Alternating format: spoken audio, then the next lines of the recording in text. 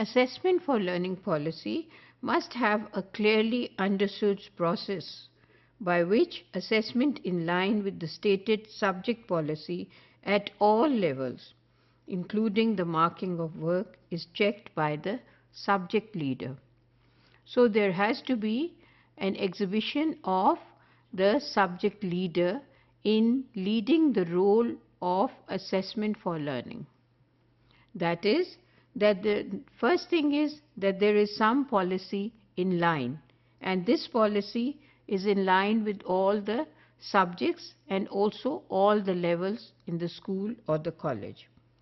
That means the assessment for learning is being carried on in all levels and in all classes, and it is for all subjects.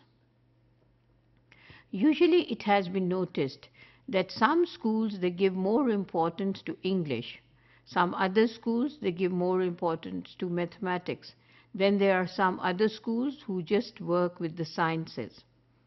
So it is a good thing to become expertise in some subjects, but initially when the students are in the school, they need to take care of all the subjects that they are doing in the school. For them, each subject should be treated equally. When they are going towards expertise or becoming experts and specialists in sub-subjects, that is a different story. But when they are in the school, all the subjects, they need equal and fair treatment. That is, the examination system should be the same for all the subjects. The assessment for learning should be just the same. The policy should be the same for all the subjects. The assessment of learning should also be based on criteria such as marking of work. When assessment of learning is being done, it should not be considered that the Urdu language can be passed at 40% marks and the English language can be passed at 60% marks, or vice versa. All the percentages to pass a subject should be the same. At least at the school level, the heads and the teachers can do that. If they think it is difficult to bring the change in the board or the university level, never mind, they can always bring a change in their school system of marking. Why you give an idea to the student that English is more important than Urdu? Or why do you think Urdu is more important than English? The students should be having an idea that all the subjects are the same and all carry the same importance for them. They not have to neglect any area just because the school authorities will give them less marks to pass that particular subject. So they can ignore that.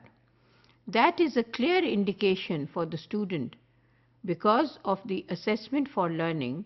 When they come to know that they are not being assessed for learning in certain subjects, it is an indication that they don't need to give any importance to it. They don't need to pay attention to that subject because the school is not paying attention. So it is very clear for the student to ignore it.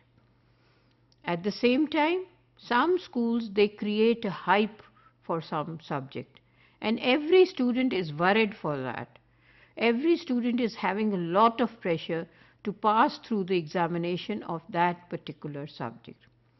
The assessment for learning also is taking place more and more in that particular subject.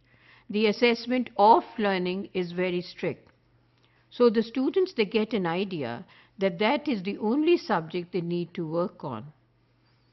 And sometimes it happens that there is more pressure built up and the students can't even perform in that subject. So the balance between the importance of all the subjects at all levels is very important. Keeping that in line, the assessment for learning, the marking criteria, they also be uniform for all the subjects so that the students, they understand that whatever they are doing, it is not a wastage of time. They need to work on it, and you never know which student would excel in which subject in future.